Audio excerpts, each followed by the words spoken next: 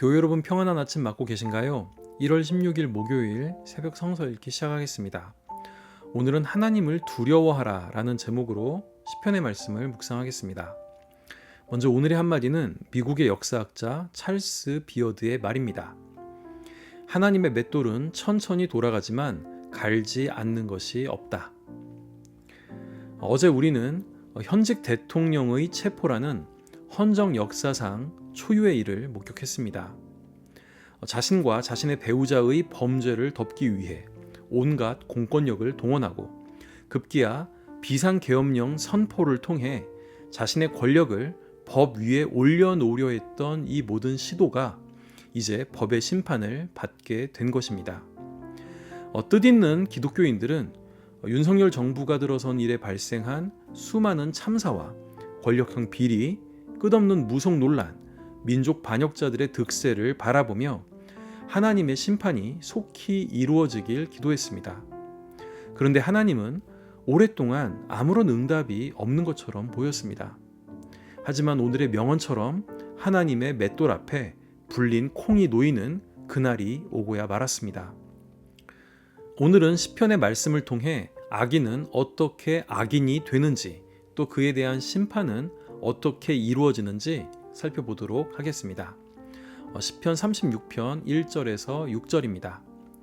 악인의 마음 깊은 곳에는 반역의 충동만 있어 그의 눈에는 하나님을 두려워하는 기색이 조금도 없습니다.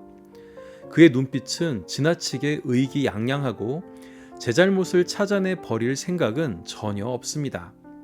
그의 입에서 나오는 말이란 사기와 속임수뿐이니 슬기를 짜내어서 좋은 일을 하기는 이미 틀렸습니다. 잠자리에 들어서도 남 속일 궁리나 하고 범죄의 길을 고집하며 한사코 악을 버리려고 하지 않습니다.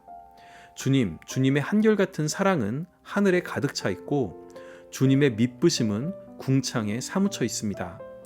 주님의 의로우심은 우람한 산줄기와 같고 주님의 공평하심은 깊고 깊은 심연과도 같습니다.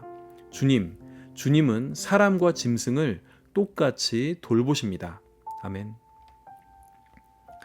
오늘 본문인 시편 36편은 크게 4개의 장으로 구성되어 있습니다. 먼저 1장인 1절에서 4절은 악의 충동을 받고 있는 악인의 모습을, 2장인 5절에서 6절은 천지에 가득한 주님의 인자하심을, 그리고 3장인 7절에서 9절은 성전에 가득한 주님의 인자하심을, 마지막 4장인 10절에서 12절은 악인과 의인의 대조적인 운명을 그리고 있습니다. 오늘 본문은 시편 36편의 1장과 2장에 해당됩니다. 그러면 내용을 한 절씩 살펴보겠습니다. 먼저 1절입니다. 악인은 먼저 마음 깊은 곳에서 반역의 충동을 느낍니다. 이는 하나님에 대한 또한 이웃에 대한 반역의 충동이라 할 수 있습니다. 그리고 그의 눈에는 하나님을 두려워하는 기색이 조금도 없습니다. 모든 것을 아시는 하나님이 없다 생각하고 하나님을 두려워하지 않기에 사람들의 눈을 피해 범죄를 저지르면 그만이다 하고 악인은 생각하는 것입니다. 여기에서 우리는 악이 하나님을 두려워하지 않는 태도에서 시작된다는 것을 알 수 있습니다. 2절입니다. 시편 기자는 악인의 눈빛이 지나치게 의기양양하다고 합니다. 그리고 그가 자기 잘못을 인정할 생각이 전혀 없다고 이야기합니다. 개역 개정은 그가 스스로 자랑하기를 자신의 죄악이 드러나지 않을 것이라고 번역하고 있습니다.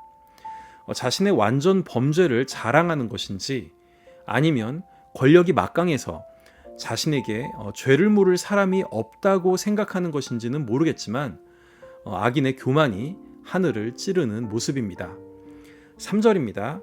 이제 그는 교만한 모습으로 죄를 저지릅니다. 그 죄는 그의 입에서 나오는 사기와 속임수입니다. 사기와 속임수는 혼자서 할 수 없습니다. 피해자가 있어야 성립하니까요. 그런데 만약 그 악인이 높은 지위에 있는 사람이라면 그의 사기와 속임수로 인한 피해 규모는 엄청난 규모일 수도 있습니다. 이러한 악인은 이미 슬기를 짜내 좋은 일을 하기에는 틀렸다고 시편 기자는 평가합니다. 하나도 틀린 말이 없네요. 이제 4절입니다. 시편 기자는 악인이 잠자리에 들어서도 남 속일 궁리를 한다고 이야기합니다. 악인은 잠을 잘 못 이루는 것 같습니다. 자기의 사기와 속임수가 탈로 날까봐 불안했는지 또다시 남을 속일 궁리를 하고 있습니다. 게다가 범죄의 길을 고집하고 한사코 악을 버리지 않으려고 합니다. 하나의 죄를 시인하게 되면 다른 죄들도 줄줄이 사탕처럼 탈로 날 것이기에 하나도 잘못한 일이 없다고 발뺌하고 있는 것 같습니다. 이렇게 볼 때 악인의 악은 하나님을 두려워하지 않는 마음에서 출발해 의기양양한 눈빛으로, 또 속임수와 사기를 말하는 입으로, 또 음모를 꾸미는 잠자리로, 끝으로 완고한 범죄의 길로 심화되는 것을 볼 수 있습니다. 그러면 이들을 향한 하나님의 심판은 어떻게 진행될까요? 2장인 5절과 6절은 악인을 향한 직접적인 심판의 메시지를 담고 있지는 않습니다. 오히려 하나님의 한결같은 사랑과 미쁘심이 하늘에 가득 차 있다고 노래합니다. 또 주의 의로우심은 우람한 산줄기 같고 주의 공평하심은 깊은 시면과 같다고 노래하고 있습니다. 개역개정은 주의 심판은 큰 바다와 같다고 번역하고 있습니다. 그만큼 주님의 사랑이 크셔서 심판도 큰 바다처럼 잠잠해 보인다는 표현일 것입니다. 하지만 주님이 심판을 하실 그때는 모든 것을 덮을 수 있는 파도처럼 크게 이루어질 수 있다는 말이기도 합니다. 이 구절이 악인의 심판과 어떻게 연결될 수 있을까요? 저는 하나님의 오래 참으심과 연결된다고 생각합니다. 출애굽기를 보면 하나님은 바로의 마음을 강팍하게 하셔서 그의 죄가 가득 찼을 때에야 비로소 심판하셨다고 증언하고 있습니다. 출애굽기의 저자는 하나님이 바로의 마음을 강팍하게 하셨다고 표현했지만 정말 하나님이 바로를 강팍하게 하셨겠습니까? 악을 덮기 위해 계속 악을 저지를 수밖에 없는 완악한 왕의 모습을 성경 저자가 그렇게 표현한 것이겠지요. 누구처럼 말입니다. 하나님은 오래 참으심으로 악인에게도 기회를 주십니다. 회개하고 올바른 길로 돌아오라고 말입니다. 하지만 악인은 주님의 말씀에 귀를 닫은 채 심판의 길로 달려갑니다. 이 시편의 마지막 구절은 이렇게 끝납니다. 개역 개정입니다. 악을 행하는 자들이 거기서 넘어졌으니 엎드러지고 다시 일어날 수 없으리라.